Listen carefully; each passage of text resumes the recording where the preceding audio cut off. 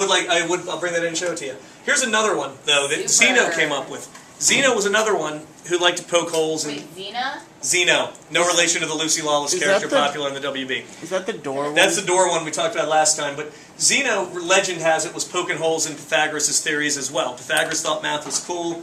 Lots of people like to tweak him and say it wasn't. Kind of like today. But Zeno... Painful memories, yes. So real quick, Zeno is the guy who said, alright, I'm going to shoot an arrow at a target. And first, the arrow's got to get halfway there. And it has to get half that distance. Then half that distance, then half that distance, then half that distance. And eventually it makes it to the thing. Well, the idea is how. Because what Zeno was saying was, I can do that an infinite number of times.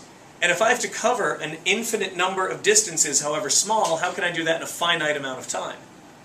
Now, since the arrow really does hit the target, Zeno's paradox is wrong, but still, Zeno's point was, how can you claim math can explain things if you can't even explain to me mathematically how my arrow can eventually hit the target?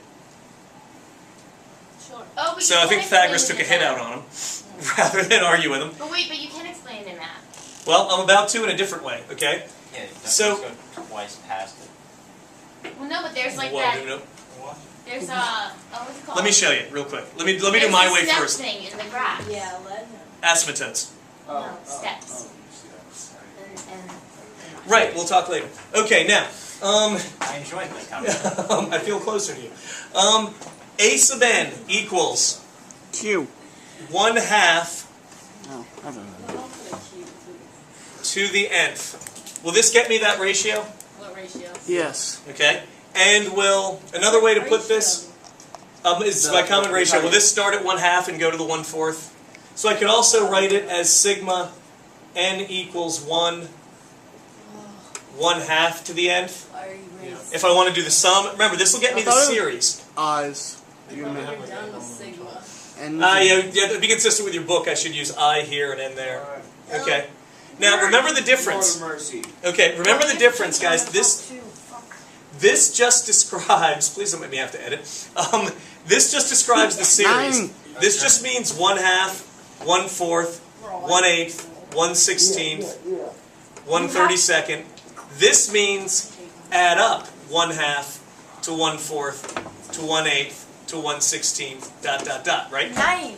Okay, now. Can you please change that on the top too? Because it's like you either keep. No, that's the other one. That's the other one. Now the book uses N for series and I for sequence.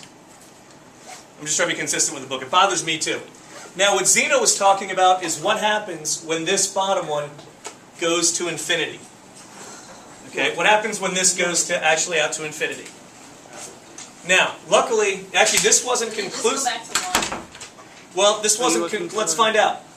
This wasn't conclusively proven until the 1800s when they started getting into this series stuff. But the sub S sub n, the sub out to the nth term of this series is going to be 1/2 times 1 minus 1/2 to the nth power over 1 minus 1/2, correct?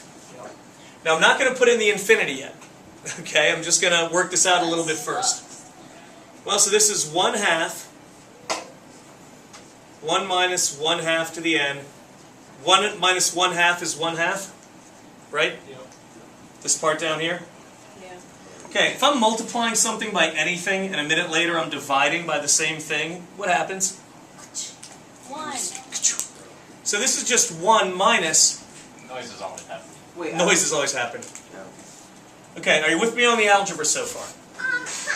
Not really. Yeah. Just kidding. Alright.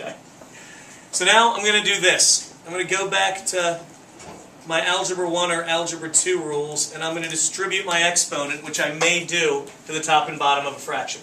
Never mind. Okay? Good. Now, what is 1 raised to any power? 1. 1. I don't care if you raise it to the 10 millionth. 1 times 1 times 1, 10 million times is still 1. Unless it's negative 1. So the top is It's negative. So the top's going to be 1.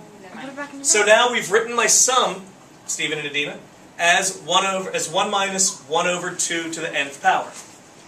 What happens to this fraction when n gets really, really, really big? Like, let's say it goes all the way out to infinity. Then it gets really small. Gets really, really small. In fact, when this denominator gets so large, like infinitely large, this entire fraction must get infinitely small, so this equals 1 as n gets close to infinity. This is the beginning of the idea of what's called the limit. So we can write that. Yeah, Oh, okay. Should we push it? You know, it's to the funny.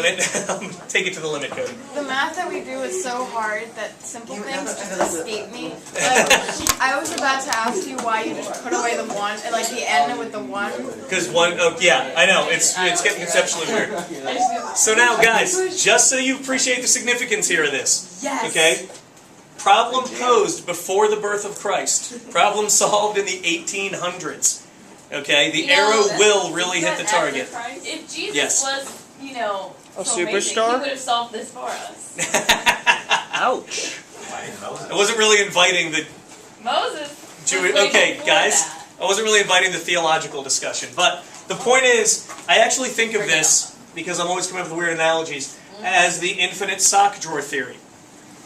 If you have a set of socks, as long as each sock in the sequence is half the size of the one before it, and the first sock fills up half your drawer, and then if the next sock is half Really? that size, and the next sock is half that size, and the next Those are sock is big half that feet. size, getting to some very small feet, Yeah. then you can fit Eventually down to subatomic particles and then nothing. yes, then you can fit an infinite number of socks in that finite drawer. This is actually the first mathematical proof that you can cram an infinite number of things into a finite space, But which is You can not a put many trivial idea. things in a little area. Yes. no buts. Okay. Homework tonight is. Has anyone already written it down? I think I did, but I don't remember it. Okay. It's page 956, 4 to 56, every fourth. Why would you do that? Why not just put it to 44 like last Because time? I wanted it to get to some infinite series. And that's page 9. What did I say? 56. 56. Thank you. We didn't get a chance to go into a lot of detailed examples, so there'll be some stuff. There'll be some confusing ones in the problems involving Yeah. negative numbers, fractions. Deal with it. You're in honors. How